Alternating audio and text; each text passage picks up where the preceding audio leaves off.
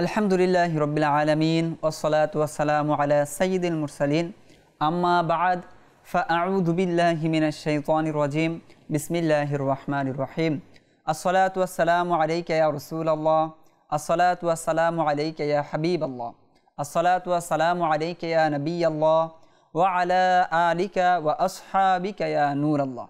মাদানী চ্যানেলের দর্শকবৃন্দ, দূর ও কাছ থেকে, দেশ ও বাহির থেকে যারা আমাদের সাথে আছেন সকলকে জানাই আন্তরিক মুবারকবাদ ও শুভেচ্ছা। আসুন অনুষ্ঠানের শুরুতে আমরা একটি দুরুদে পাকের ফজিলত শ্রবণ করে নিই। আমিরুল মুমিনিন হযরত সাইয়্যিদুনা আলীউল মুরতদা কাররামাল্লাহু ওয়াজহাহু থেকে বর্ণিত, তিনি বলেন, আল্লাহ পাক জান্নাতে একটি বৃক্ষ সৃষ্টি করেছেন যার ফল আপেলের চেয়ে বড়, আনারের চেয়ে ছোট, মাখনের চেয়ে নরম এবং মধুর চেয়েও মিষ্টি, এমনকি মেশকের চেয়েও অধিক সুগন্ধিযুক্ত। এই বৃক্ষের ডালসমূহ ভেজা মুক্তার, কাণ্ড স্বর্ণের এবং পাতা মূল্যবান পাথরের। অতঃপর তিনি বলেন, লা ইয়াকুলু মিনহা ইল্লা মান আকসারা মিনাস সালাতি ইল্লা আলা মুহাম্মাদিন সাল্লাল্লাহু আলাইহি ওয়াসাল্লাম। অর্থাৎ এই যে বৃক্ষটির বর্ণনা দেওয়া হলো, যার বর্ণনা হচ্ছে এরকম যে ফলের একটা হচ্ছে বৃক্ষ রয়েছে, তারপরে বলা হচ্ছে যে বৃক্ষর যে ফলটি রয়েছে, ফলটি আপেলের চেয়ে বড়, আনার চেয়ে ছোট এবং সেটার সুগন্ধি যুক্ত রয়েছে। তো এই যে ফলটা ভক্ষণ করবে কে? তখন তিনি বলেন, এই ফল সেই ভক্ষণ করবে যে পৃথিবীতে অধিক হারে হুজুর সাল্লাল্লাহু আলাইহি ওয়াসাল্লামের প্রতি দুরূদ শরীফ পাঠ করেছে। সুতরাং আমরাও যদি চাই যে জান্নাতে যাব, এক তো হচ্ছে এখানে দুইটি কিন্তু নিশ্চয়তা, এক হচ্ছে সে জান্নাতে যাবে, দ্বিতীয়ত হচ্ছে সে ফল ভক্ষণ করবে। বলে জান্নাতে কিভাবে যাবে? তো জান্নাতে না গেলে ফল ভক্ষণ করবে কিভাবে? সেই ফল তো ভক্ষণ সেই করবে, সেই খাবে যে জান্নাতে যাবে। সুতরাং যে অধিক হারে দুরূদ শরীফ পাঠ করে, তার জন্য মূলত এই হাদিসের মধ্যে দুইটি ফজিলত বর্ণনা করা হচ্ছে। সে এই ফল তো খাবে, তো খাবে কে? যে জান্নাতে যাবে। তো আমরাও যদি চাই জান্নাতে যেতে এবং এই ফল ভক্ষণ করতে, এই ফল আহার করতে, খেতে, আমাদের উচিত হচ্ছে অধিক হারে দুরূদ শরীফ পাঠ করা। সুতরাং আমরা একবার এই অনুষ্ঠানের বরকতে দুরূদ শরীফ পাঠ করে নেই। সল্লু আলাল হাবিব সাল্লাল্লাহু তাআলা আলা মুহাম্মদ সাল্লাল্লাহু আলাইহি ওয়াসাল্লাম। আজ আমরা যে সাহাবী রাসূল সাল্লাল্লাহু আলাইহি ওয়াসাল্লাম এর আলোচনা শুনব, তার নাম হচ্ছে হযরত সাইয়্যিদুনা উবাই ইবনে কাব রাদিয়াল্লাহু তাআলা আনহু। জি, অত্যন্ত প্রসিদ্ধ একজন সাহাবী। অসংখ্যবার হয়তো আপনারা মাদানী চ্যানেলে এই সাহাবী রাদিয়াল্লাহু তাআলা আনহুর নাম শুনেছেন, অসংখ্য হাদিসের শুরুতে, অসংখ্য হাদিসের বর্ণনায়। আজ আমরা তার জীবন থেকে তার কিছু বৈশিষ্ট্য বিশেষত্ব আলোচনা শোনার সৌভাগ্য অর্জন করব ইনশাআল্লাহ তাআলা। হযরত সাইয়্যিদুনা উবাই ইবনে কাব রাদিয়াল্লাহু তাআলা আনহু এর যে বিশেষত্ব, এটা কোরআনের সাথে অধিকতর ছিল। অর্থাৎ কোরআন শিখার ক্ষেত্রে, কোরআনের তাফসির ব্যাখ্যা করার ক্ষেত্রে তিনি অত্যন্ত পারদর্শী ছিলেন এবং এটা তার একটি স্বতন্ত্র বৈশিষ্ট্য ছিল। কোরআনের জ্ঞান রাখাটা এবং কোরআনের যে সূক্ষ্ম বিষয়গুলো এবং কোরআনের কোন আয়াতের কি মর্যাদা রয়েছে, কোন আয়াতের যে তাৎপর্য কীরকম রয়েছে এবং তাৎপর্যের উপর ভিত্তি করে কোন আয়াতের মর্যাদা কীরকম হতে পারে, এই বিষয়টা ভালো জানতেন হযরত সাইয়্যিদুনা উবাই ইবনে কাব রাদিয়াল্লাহু তাআলা। আসুন শুনে আসি এই বিষয়ে একটি ঘটনা। হুজুর সাল্লাল্লাহু আলাইহি ওয়াসাল্লাম একদা হযরত সাইয়্যিদুনা উবাই ইবনে কাব রাদিয়াল্লাহু তাআলা আনহুকে বলেন, আচ্ছা বলো তো, কুরআনে পাকের সবচেয়ে ফজিলতপূর্ণ, মর্যাদাপূর্ণ এবং উচ্চ মাহাত্ম্য সম্পন্ন কোন আয়াতটি রয়েছে? যখন এই প্রশ্ন হুজুর সাল্লাল্লাহু আলাইহি ওয়াসাল্লাম উবাই ইবনে কাব রাদিয়াল্লাহু তাআলা আনহুকে করলেন, তখন সাহাবায়ে কেরাম প্রত্যেকেই এভাবেই বলতেন যে আল্লাহু আ'লামু ওয়া রাসূলুহু, আল্লাহ এবং তার রসুল ভালো জানেন। এই কথা যখন উবাই ইবনে কাব রাদিয়াল্লাহু তাআলা আনহু বললেন, তখন হুজুর সাল্লাল্লাহু আলাইহি ওয়াসাল্লাম আবারও তাকে বললেন, আচ্ছা বলো, কোরআনে পাকের মাহাত্ম্যপূর্ণ কোন আয়াতটি রয়েছে, তুমি আমাকে বলো। তখন দ্বিতীয়বার হযরত সাইয়্যিদুনা উবাই ইবনে কাব রাদিয়াল্লাহু তাআলা আনহু বললেন যে ইয়া রাসূলুল্লাহ, ইয়া হাবিবাল্লাহ, কোরআনে পাকের সবচেয়ে মর্যাদাপূর্ণ, উচ্চ মাহাত্ম্যপূর্ণ আয়াত হচ্ছে আয়াতুল কুরসি। যখন এই জবাব দিলেন, হুজুর সাল্লাল্লাহু আলাইহি ওয়াসাল্লাম খুশি হয়ে হযরত সাইয়্যিদুনা উবাই ইবনে কাব রাদিয়াল্লাহু তাআলা আনহুকে বললেন, তোমার ইলিম মুবারক হোক, অর্থাৎ তোমার বরকতময় ইলমের মধ্যে আল্লাহ তাআলা আরও বরকত দান করুক। তার এই প্রশ্নের উত্তরে হুজুর সাল্লাল্লাহু আলাইহি সাল্লাম খুশি হয়ে তার ইলমের জন্য দুআও করে দিলেন। আর এই হাদিসের মধ্যে আরও চমৎকার বিষয় যেটি হচ্ছে যে আমরা হাদিসের মধ্যে দেখি যে যখন হুজুর সাল্লাল্লাহু আলাইহি সাল্লাম সাহাবায়ে কেরামকে প্রশ্ন করতেন যে আমি কি তোমাদেরকে এই ব্যাপারে বলবো বা এই বিষয়টি কি, এর ফজিলত কি রয়েছে, যখন সাহাবায়ে কেরাম বলতেন আল্লাহু আ'লামু ওয়া রাসূলুহু, আল্লাহ এবং তার রাসূলই ভালো জানেন, তখন কিন্তু হুজুর সাল্লাল্লাহু আলাইহি সাল্লাম সেই বিষয় বলে দিতেন। কিন্তু এই ক্ষেত্রে আমরা দেখি উবাই ইবনে কাব রাদিয়াল্লাহু তাআলা আনহুর ক্ষেত্রে যে যখন তিনি বললেন যে আল্লাহ তার রাসূল ভালো জানেন, তখন হুজুর সাল্লাল্লাহু আলাইহি সাল্লাম তাকে বলেননি। তখন হুজুর সাল্লাল্লাহু আলাইহি সাল্লাম আবারও তাকে পাল্টা প্রশ্ন করলেন, না তোমাকে বলতে হবে। আর এটা হুজুর সাল্লাল্লাহু আলাইহি সাল্লামের একটি অদৃশ্যে সংবাদেরও একটি বিষয় পাওয়া যায় যে সেই যে এই বিষয়ে জানে যে কোরআনের সবচেয়ে উত্তম আয়াত কোনটি, এটা হুজুর সাল্লাল্লাহু আলাইহি সাল্লাম জানতেন। এই জন্য তাকে আবারও প্রশ্ন করলেন যে না জানি তুমি আসলে জানো এই বিষয়টা, তোমাকে আল্লাহ তাআলা সেই জ্ঞান দিয়েছেন। এই জন্য হুজুর সাল্লাল্লাহু আলাইহি সাল্লাম আবারও তাকে বললেন, আর তিনিও উত্তর দিলেন এবং হুজুর সাল্লাল্লাহু আলাইহি সাল্লাম খুশি হয়ে তার ইলমের বরকতের জন্য দোয়া করে দিলেন যে তোমার ইলম বরকতময় হোক। আল্লাহু আকবার। আর কেনই বা হবে না, এই ইলমের অধিকারী তো তিনি হুজুর সাল্লাল্লাহু আলাইহি সাল্লামের মাধ্যমে হয়েছেন। জি হ্যাঁ, কিতাবের অসংখ্য হাদিসের মধ্যে এই বর্ণনা রয়েছে, বেশ কয়েকজন সাহাবায়ে কেরাম বর্ণনা করেছেন যে তিনি কিভাবে আসলে ইলমের অধিকারী হয়েছেন। তো আসুন শুনে আসি যে হযরত সাইয়্যিদুনা উবাই ইবনে কাব রাদিয়াল্লাহু তাআলা আনহু তিনি বলেন যে হুজুর সাল্লাল্লাহু আলাইহি ওয়াসাল্লাম একদা আমাকে ডেকে পাঠালেন এবং আমাকে বললেন যে আল্লাহ পাক আমাকে আদেশ দিয়েছেন আমি যেন তোমাকে কোরআন শোনাই, অর্থাৎ কোরআন শিক্ষা দেই। কোরআনের শিক্ষা যেন আমি নিজে তোমাকে দেই, এটা আল্লাহ পাক আমাকে বলেছেন। যখন হযরত সাইয়্যিদুনা উবাই ইবনে কাব রাদিয়াল্লাহু তাআলা আনহু শুনতে পেলেন যে আল্লাহ তাআলা হুজুর সাল্লাল্লাহু আলাইহি ওয়াসাল্লামকে আদেশ দিয়েছেন তাকে কোরআন শেখানোর জন্য বিশেষভাবে, তখন উবাই ইবনে কাব রাদিয়াল্লাহু তাআলা আনহু আশ্চর্য হয়ে আবার প্রশ্ন করলেন, ইয়া রাসূলুল্লাহ, আল্লাহ তাআলা আমার নাম নিয়েছেন, আমার নাম নিয়ে আপনাকে বলেছেন, আপনি শুনেছেন? তখন হুজুর সাল্লাল্লাহু আলাইহি ওয়াসাল্লাম বললেন, হ্যাঁ, আল্লাহ পাক আমাকে আদেশ করেছেন আমি যেন তোমাকে কোরআন শিক্ষা দেই, কোরআন শিখাই। তখন হযরত সাইয়্যিদুনা উবাই ইবনে কাব রাদিয়াল্লাহু তাআলা আনহু খুশিতে কান্না করে ফেলেন যে আল্লাহ তাআলা আমার নাম নিয়েছেন, আল্লাহ তাআলা আমার রব, আমার সৃষ্টিকর্তা, আমার মালিক, আমার নাম নিয়েছেন।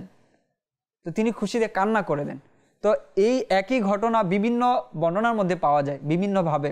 তো তখন তিনি হুজুর সাল্লাল্লাহু আলাইহি সাল্লামকে বললেন, আল্লাহ তাআলা আপনাকে বলেছেন অবশ্যই আপনি আমাকে শিখান, আমাকে শোনান কোরআনের পাকের তিলাওয়াত। তখন হুজুর সাল্লাল্লাহু আলাইহি সাল্লাম তাকে শিখিয়েছেন। স্বতন্ত্রভাবে সাইয়্যিদুনা উবাই ইবনে কাব রাদিয়াল্লাহু তাআলা আনহুকে হুজুর সাল্লাল্লাহু আলাইহি সাল্লাম কোরআন শিক্ষা দিয়েছেন। এটা হচ্ছে হযরত সাইয়্যিদুনা উবাই ইবনে কাব রাদিয়াল্লাহু তাআলা আনহুর একটি বিশেষত্ব, যেটা তার অর্জিত ছিল এবং তিনি অর্জন করেছেন। তো কোরআনের যে সূক্ষ্ম জ্ঞান, সূক্ষ্ম বিষয় বর্ণনা করা, ব্যাখ্যা করা, এটি মূলত হুজুর সাল্লাল্লাহু আলাইহি সাল্লামের শিক্ষার বদলেতে তিনি পেয়েছেন। আর কেমনটা ছিল আসুন শুনে আসি। কোরআনে পাকের মধ্যে একটি আয়াত রয়েছে, বিসমিল্লাহির রহমানির রহিম, কুল হুয়াল কাদিরু আলা আন ইয়াবআসা আলাইকুম আযাবাম মিন ফাওকিকুম। আল্লাহ তাআলা ইরশাদ করছেন, হে রাসূল আপনি বলে দিন যে আল্লাহ তাআলা এই সক্ষমতা রাখেন যে তোমাদের উপর আল্লাহ তাআলা আযাব প্রেরণ করবেন। এই সক্ষমতা আল্লাহ তাআলা রয়েছে অবশ্যই। ইন্নাল্লাহা আলা কুল্লি শাইইন কাদির। আল্লাহ তাআলা সকল শক্তির আধার, সকল কিছুর ক্ষমতা আল্লাহ তাআলা রাখেন, সকল কিছু চাইলেই করতে পারেন। আল্লাহ তাআলা কুন বলেন তো ফায়াকুন হয়ে যায়। তো এই যে আয়াতের তাফসির, কুল হুয়াল কাদিরু আলা আন ইয়াবআসা আলাইকুম আযাবাম মিন ফাওকিকুম, তো এর ব্যাখ্যায় তিনি বলেন যে আল্লাহ পাক যে এই আয়াতের মধ্যে যে আযাবের কথা বলেছেন, এখানে মূলত 4 ধরনের আযাব এর কথা বলা হয়েছে। 4 ধরনের আযাবের কথা বলা হয়েছে যে বান্দার মাঝে আল্লাহ তাআলা চাইলেই 4 ধরনের আযাব দিতে পারেন।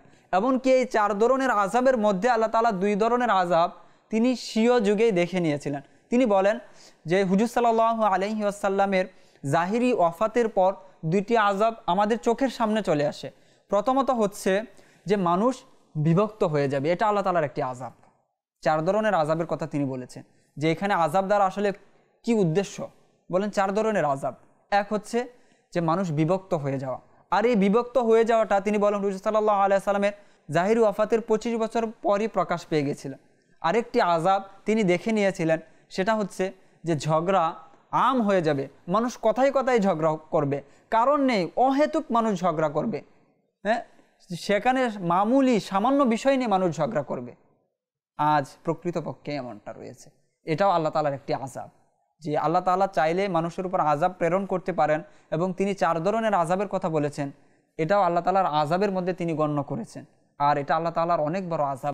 আজ আমাদের চারোদিকে এই আযাব আমরা দেখতে পাচ্ছি, যে মানুষ কথায় কথায় ঝগড়া করবে, সামান্য বিষয় নিয়ে ঝগড়া করবে। তো তিনি বলেন দুইটা এই যে আযাব, এটা তিনি জীবিত অবস্থায় তিনি দেখে নিয়েছিলেন। আরও দুইটি আযাবের কথা তিনি বলেন, যেটা তিনি কিয়ামতের আগ মুহূর্তে বা অতি শীঘ্রই প্রকাশ পাবে। এর মধ্য থেকে একটি আযাব হচ্ছে যে জমিন ধসে যাওয়া, এটাও আল্লাহ তাআলার একটা আযাব। সেটাও কিন্তু আজ আমরা দেখছি। আজ পত্রিকায় আমরা দেখি, বিভিন্ন সংবাদের মাঝে দেখি, এইদিকে ভূমিকম্প হচ্ছে, ওইদিকে হচ্ছে, জমিন ধসে যাচ্ছে, এইদিকে মাটি অনেক নিচে চলে গিয়েছে, শহর ধ্বংস হয়ে যাচ্ছে। তো এটাও আল্লাহ তাআলার আযাব। আরেকটি আযাবের কথা তিনি বলেছেন, সেটা হচ্ছে যে শেষ মুহূর্তে, শেষ জামানায় আসমান থেকে পাথরের বৃষ্টি হবে। সেটা হয়তো এখনো পর্যন্ত আমরা দেখিনি, তবে সেটা হয়তো বেশি দিন আর বাকি নেই। সেটাও হয়তো কোনো একদিন আমাদের মাঝে চলে আসবে, যে আল্লাহ তাআলার এই যে আযাব, এগুলো আমাদের হাতের কামায়, এগুলো আমরা হাতে উপার্জন করছি, এক একটি আযাব।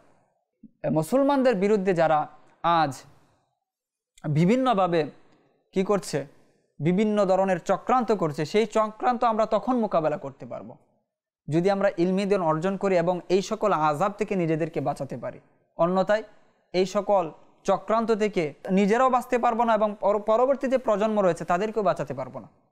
সুতরাং আমাদেরকে ইলমি দ্বীন অর্জন করতে হবে, কোরআন পড়তে হবে, কোরআনের কি জ্ঞান রয়েছে, কোরআনে কি বলা হয়েছে, কোরআনের কি তাফসির রয়েছে, কোরআনের কি ব্যাখ্যা রয়েছে, সেগুলো আমাদের বুঝতে হবে। আমরা যদি বলি আল্লাহ তাআলা আযাবের কথা বলেছেন, আমাদের উপর তো আযাব আসছে না, কিন্তু উবাই ইবনে কাব কি বলেন, এগুলো আল্লাহ তাআলার আযাব, এগুলো আমাদের মাঝে এখন বিরাজ করছে, এগুলো আমাদেরকে এখন চেয়ে বসে আছে, আমাদের চারদিকে আমাদেরকে আবদ্ধ করে রেখেছে এগুলো। সুতরাং এই সকল আযাব থেকেও কিভাবে বেঁচে থাকা যায়, এই সকল আযাব থেকে কিভাবে পরিত্রাণ পাওয়া যায়, সেও পন্থাও আমাদেরকে অবলম্বন করতে হবে, এবং এর রাস্তা কী হচ্ছে সেটাও আমাদের তালাশ করতে হবে। আল্লাহ তাআলা তৌফিক দান করুন। অনুরূপভাবে আরও একটি ব্যাখ্যা এরকম পাওয়া যায় যে এক ব্যক্তি তার কাছে এসে এভাবে আরজ করতে লাগলেন যে কোরআনের একটি আয়াত নিয়ে আমি খুবই চিন্তিত, এটা নিয়ে খুবই আমি ভাবনায় আছি যে কিয়ামতের ময়দানে আমার কি অবস্থা হবে। যে কোনো অন্যায় কাজ করবে, গর্হিত কাজ করবে, এর প্রতিদান তাকে দেওয়া হবে। সেই ব্যক্তি যখন এই আয়াত পাঠ করলো, এর অর্থ জানলো, অনুধাবন করলো, চিন্তায় পড়ে গেলেন যে অকল্যাণকর কাজ যেটা রয়েছে, গর্হিত কাজ যেটা রয়েছে, কোরআন ও সুন্নাত বিরোধী যে কাজ রয়েছে, সেই কাজ আজ আমি করছি, এটার প্রতিদান তো আল্লাহ তাআলা আমাকে দিবেন। তো সেই কিয়ামতের ময়দানে আমার কি হবে, আমার অবস্থা কি হবে। তো এই চিন্তায়, টেনশনে তিনি উবাই ইবনে কাব রাদিয়াল্লাহু তাআলা আনহুর কাছে আসলেন যে এই আয়াত নিয়ে আমি চিন্তিত, কি হবে আমার। তখন আবু মুসা আশআরী রাদিয়াল্লাহু তাআলা আনহু তাকে আশ্বস্ত করলেন এবং বললেন, যে ব্যক্তি বিপদে ধৈর্য ধারণ করবে, যে মুমিন বান্দার উপর যখন কোনো মুসিবত আসে এবং এর উপর সে ধৈর্য ধারণ করে, সে কিয়ামতের দিন আল্লাহ তাআলার সাথে এভাবে সাক্ষাৎ করবে যে তার কোনো গুনাহই নেই। অর্থাৎ সে ব্যক্তিকে তিনি তার টেনশন থেকে মুক্ত করে দিলেন, যে তুমি চিন্তিত যে কিয়ামতের ময়দানে অবস্থা কী হবে, আল্লাহ তাআলা প্রত্যেকটি অপকর্মের পরিণাম ভোগ করতে হবে, প্রতিদান দিবেন, তো টেনশন নেই, তুমি ঈমান নিয়ে এসেছো, মুমিন হয়েছো, আল্লাহ তাআলাকে বিশ্বাস করেছো, হুজুর সাল্লাল্লাহু আলাইহি ওয়াসাল্লামের প্রতি ঈমান নিয়ে এসেছো, চিন্তার কারণ নেই। মুমিনের দুশ্চিন্তা করার কোনো কারণই নেই। কেননা মুমিন বান্দার উপর মুসিবত যখন আসে আর সে যদি এর উপর ধৈর্য ধারণ করতে পারে, সে কিয়ামতের ময়দানে আল্লাহ তাআলার সাথে সাক্ষাৎই এভাবে করবে যে তার কোনো গুনাহই ছিল না। সুতরাং মুমিন হতে হবে এবং মুসিবত আসলে পরে ধৈর্য ধারণ করতে হবে। তাহলে কি হবে, যে কিয়ামতের ময়দানে যে ভয়াবহ অবস্থা হবে, সেই দিনও বান্দা আল্লাহ তাআলার সাথে এমনভাবে সাক্ষাৎ করবে যে তার কোনো গুনাহই নেই। আল্লাহু আকবার, কত চমৎকার বাণী, এটা আমাদের জন্য শিক্ষণীয়। আল্লাহ তাআলা আমাদেরকে তৌফিক দিয়েছেন, আমরা মুমিন হয়েছি, আর মুমিন হওয়ার কারণে আল্লাহ তাআলার পক্ষ থেকে আমরা বিভিন্ন পরীক্ষারও সম্মুখীন হই, বিভিন্ন ধরনের পরীক্ষা আমাদের কাছে আসে, আজ এটা তো কাল ওটা। তো এই ধরনের পরীক্ষাগুলো আসলে কি করতে হবে? ধৈর্য ধারণ করতে হবে। আর প্রতিদান পাবো আমরা কিয়ামতের ময়দানে। এত এত গুনাহ আমাদের সারাটা দিন আমরা গুনাহে পার করি। এই গুনাহের কারণেই মূলত মুসিবত আসে। তারপরও যদি আমরা মুসিবতে ধৈর্য ধারণ করতে পারি, তো কিয়ামতের ময়দানে আল্লাহ তাআলার সাথে সাক্ষাৎ এরকম হবে যে কোনো গুনাহই থাকবে না। আল্লাহু আকবার। অনুরূপভাবে এই যে বৈশিষ্ট্যটি, যে মুসিবত আসলে পরে ধৈর্য ধারণ করা, এর সাথে একটি সামঞ্জস্যপূর্ণ রিওয়ায়াত। তিনি বলেন যে মুমিনের বৈশিষ্ট্য হচ্ছে 4টি, অর্থাৎ 4 ধরনের মুমিন থাকবে। মুমিনের বৈশিষ্ট্য হচ্ছে 4টি। তিনি বলেন, অর্থাৎ উবাই ইবনে কাব রাদিয়াল্লাহু তাআলা আনহু তিনি বলেন যে মুমিনের বৈশিষ্ট্য হচ্ছে 4টি। প্রথম বৈশিষ্ট্য কি? যে সে বিপদ এলে ধৈর্য ধারণ করবে। দ্বিতীয় বৈশিষ্ট্য, নিয়ামত পেলে শুকরিয়া আদায় করবে। তৃতীয় বৈশিষ্ট্য হচ্ছে যখন কথা বলবে তো সত্য বলবে। আর চতুর্থ বৈশিষ্ট্য হচ্ছে যখন সে বিচার করবে তো ন্যায় বিচার করবে। তো এই 4টি বৈশিষ্ট্য যে মুমিনের মাঝে পাওয়া যাবে, সেই মুমিনের অবস্থা কীরকম হবে তার ব্যাপারেও তিনি বলেন যে মুমিনের মাঝে এই 4টি বৈশিষ্ট্য থাকবে, সে সর্বদা নূরের মাঝে উলটপালট হতে থাকবে। অর্থাৎ সে কোনো না কোনো নূরের মাঝেই থাকবে। যে নূরুন আলা নূর, এই আয়াত তিনি পাঠ করেন, নূরুন আলা নূর, এই নূরুন আলা নূরের মাঝে সে থাকবে। সে সর্বদা নূরের মধ্যেই থাকবে। তো নূরের মধ্যে কিভাবে থাকবে? যে বলে সে ব্যক্তি যে কথা বলে সেটাও তার জন্য নূর, সে যে এলেম অর্জন করে সেটাও তার জন্য নূর, এবং সে যখন বের হয় সেটাও তার জন্য নূর, সে যখন প্রবেশ করে সেটাও তার জন্য নূর, এবং কিয়ামতের ময়দানে যখন সে উত্থিত হবে, কিয়ামতের ময়দানে যখন সে প্রবেশ করবে সেখানেও তার জন্য নূর হবে। মুমিনের জন্য এই বৈশিষ্ট্য। এমনকি যারা মুমিন নয়, যারা অমুসলিম রয়েছে, তাদের জন্য হচ্ছে এর বিপরীত। সে বিপরীতটা কি? সে যখন তার যে কথা রয়েছে সেটাও তার জন্য অন্ধকার, তার যে ইলিম রয়েছে সেটাও তার জন্য অন্ধকার, সে যখন বের হয় তখনও তার জন্য অন্ধকার, সে যখন প্রবেশ করে তখনও তার জন্য অন্ধকার, এমনকি কিয়ামতের ময়দানে সে অন্ধকারে গিয়ে উঠবে।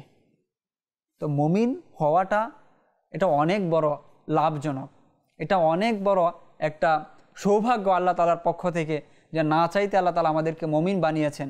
আর সেই মুমিনের ব্যাপারে হযরত সাইয়েদনা উবাই ইবনে কাব রাদিয়াল্লাহু তাআলা আনহু তিনি 2টি ফজিলত বর্ণনা করলেন। প্রথমত হচ্ছে যে প্রত্যেকটা গুনাহের প্রতিদান আল্লাহ তাআলা দিবেন, কিন্তু মুমিন যারা রয়েছে, মুমিন বান্দা যারা রয়েছে, কিয়ামতের ময়দানে সে যখন ধৈর্যশীল বান্দা ছিল দুনিয়ায়, কিয়ামতের ময়দানে সে আল্লাহ তাআলার সাথে সাক্ষাৎ কিভাবে করবে? পবিত্র অবস্থায়। এই জায়গায় কি বলা হলো? যে মুমিনের বৈশিষ্ট্য হচ্ছে 4টি। এক হচ্ছে সে কি করে? সে সর্বদা সত্য কথা বলে।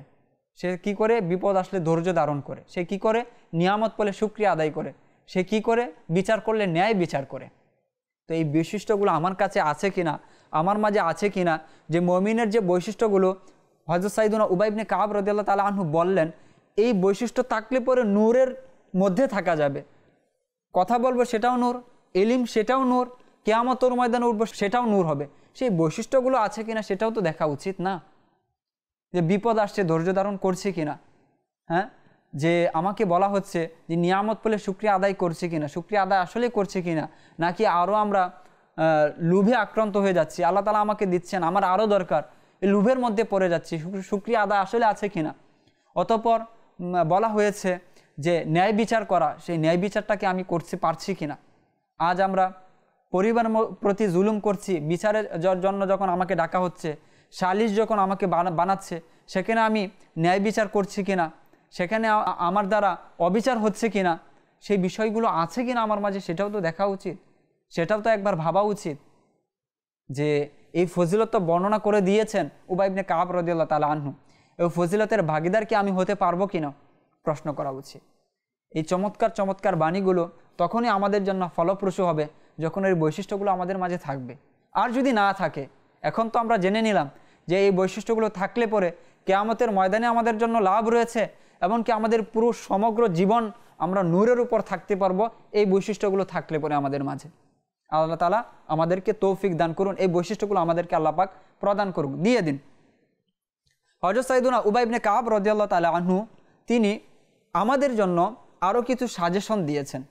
তিনি বলেন, যে ব্যক্তি সিরাতে মুস্তাকিমের উপর আছে এবং সুন্নত মোতাবেক জীবন অতিবাহিত করে, সেই ব্যক্তির ব্যাপারে তিনি বলেন, সেই ব্যক্তি যখন জিকরুল্লাহর সময় কান্না করে, প্রথম কথা হচ্ছে সিরাতে মুস্তাকিমের উপর চলতে হবে, দ্বিতীয়ত হচ্ছে সুন্নত মোতাবেক জীবন অতিবাহিত করতে হবে, তৃতীয়ত এই ব্যক্তি যখন আল্লাহ তাআলার জিকির করে এবং জিকির করা অবস্থায় চোখ থেকে পানি প্রবাহিত হয়, সেই ব্যক্তির ব্যাপারে হযরত সাইয়েদনা উবাই ইবনে কাব রাদিয়াল্লাহু তাআলা আনহু বলেন যে সেই ব্যক্তি জাহান্নামে প্রবেশ করবে না, জাহান্নামের আগুন তাকে স্পর্শ করতে পারবে না।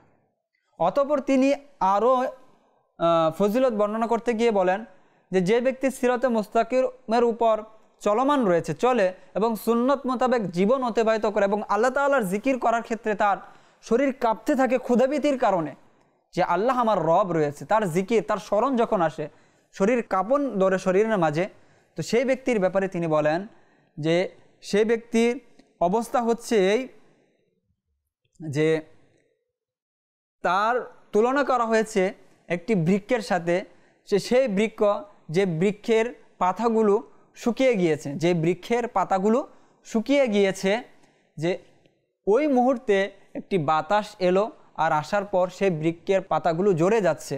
তো সেই ব্যক্তি হচ্ছে ওই বৃক্ষের ন্যায় যার অসংখ্য গুনাহ রয়েছে, আর সে সিরাতে মুস্তাকিমের উপর চলার কারণে, সুন্নত মোতাবেক চলার কারণে আল্লাহ তাআলার জিকির করছে আর তার শরীর কাঁপছে আল্লাহ তাআলার ভয়ে, তো সেই বৃক্ষের মতো যার পাতাগুলো ঝরে পড়ছে, অনুরূপভাবে তার গুনাহগুলো এই জিকিরের কারণে, আল্লাহ তাআলার ভয়ের কারণে তার গুনাহগুলো ঝরে যাবে। আল্লাহু আকবার। তো আমাদেরকে কি করতে হবে? সিরাতে মুস্তাকিমের উপর চলতে হবে, সুন্নত মোতাবেক চলতে হবে, এমনকি আল্লাহ তাআলার স্মরণ যখন আসে, আল্লাহ তাআলার স্মরণে আমাদেরকে কাঁদতে হবে, আমাদেরকে ভয় করতে হবে। তো এই বিষয়টি যদি আমাদের মাঝে চলে আসে, আমাদের যত গুনাহ থাকুক না কেন সেগুলো সেই বৃক্ষের পাতার নিয়ে ঝরে যাবে। আল্লাহু আকবার। সুতরাং আমাদেরকে এগুলো অবলম্বন করতে হবে। আরও তিনি বলেন যে মুসলমান ব্যক্তির হচ্ছে মধ্যপন্থা অবলম্বন করা, মধ্যমপন্থা অবলম্বন করা, অর্থাৎ ইবাদত করার ক্ষেত্রে এমন নয় যে চাপিয়ে দেওয়া, যে ইবাদত করছি তো করছি, সব কিছু ভুলে যায় এবং একদিন শুধু ইবাদত করা, সারাদিন আজ ইবাদত করলাম পরের দিন ভুলে গেলাম, এমনটা নয়। প্রতিনিয়ত ইবাদত করা এবং মধ্যম পন্থা অবলম্বন করা। এবং তিনি আরও বলেন হিসাব নিকাশের ক্ষেত্রে কঠোরতা হতে হবে আমাদেরকে। আত্মশুদ্ধির যে বিষয়টি রয়েছে, আত্মসমালোচনা রয়েছে, পর্যালোচনা যে রয়েছে, সেইটির ক্ষেত্রে আমাদেরকে কঠোর হতে হবে। নিজেকে প্রশ্ন করতে হবে, আজ আমি কি করলাম, আমার দ্বারা কি গুনাহ হলো। সেই বিষয়ে আমাদেরকে উদ্বুদ্ধ করেছেন যে এই কোয়ালিটিগুলো, এই গুণগুলো একজন মুমিনের মাঝে থাকা চাই। একজন মুমিনের মাঝে যদি এই গুণগুলো থাকে তাহলে সে কামিয়াব হতে পারবে, সফল হতে পারবে। সর্বশেষ একটি ঘটনা বর্ণনা করে শেষ করব। হযরত সাইয়েদনা উবাই ইবনে কাব রাদিয়াল্লাহু তাআলা আনহু একটি বাজারের পাশে তিনি দাঁড়িয়ে থাকেন, আর তার সাথে তার শিষ্য, তার শাগরিদ সেখানে উপস্থিত ছিল। তিনি দূর থেকে দাঁড়িয়ে দাঁড়িয়ে দেখেন যে সকল মানুষ বাজারের মধ্যে কেনা বেচায় ব্যস্ত হয়েছে। তখন তিনি তার শিষ্যকে উদ্দেশ্য করে বলেন, তুমি দেখতে পাচ্ছ মানুষ দুনিয়া নিয়ে কত ব্যস্ত রয়েছে? তুমি কি দেখতে পাচ্ছ মানুষ আজ দুনিয়া নিয়ে কত ব্যস্ত? তখন তিনি তার শাগরিদকে উদ্দেশ্য করে আরও বলেন যে তুমি জেনে রাখো, হুজুর সাল্লাল্লাহু আলাইহি ওয়াসাল্লাম ইরশাদ করেছেন, অতি শীঘ্রই এমন একটা জামানা আসবে, এমন একটা যুগ আসবে যখন ফুরাত নদী স্বর্ণের পাহাড় উন্মুক্ত করে দিবে মানুষের জন্য, স্বর্ণের পাহাড় উন্মুক্ত করে দিবে, অর্থাৎ অসংখ্য খাজানা ফুরাত নদী দিয়ে দিবে মানুষদেরকে। যখন মানুষ জানতে পারবে যে ফুরাত নদী একটি স্বর্ণের পাহাড় উন্মুক্ত করে দিয়েছে, তখন সকল মানুষ সেই স্বর্ণের দিকে ছুটে চলবে, দুনিয়ার দিকে এতটাই ধাবিত হয়ে যাবে মানুষ, এতটাই লালায়িত থাকবে দুনিয়ার প্রতি। তখন মানুষ সেখানে যাবে, আর কিছু মানুষ সেখানে গিয়ে বলবে যে রাস্তা উন্মুক্ত করে রাখা যাবে না, রাস্তা বন্ধ করে দিতে হবে, যেন কোনো মানুষ নিতে না পারে এই স্বর্ণ, আমরাই এটা শুধু ভোগ করব, আমরাই শুধু এর থেকে নিব, আমরাই এটার প্রকৃত হকদার। মানুষ এই বলে কি করবে?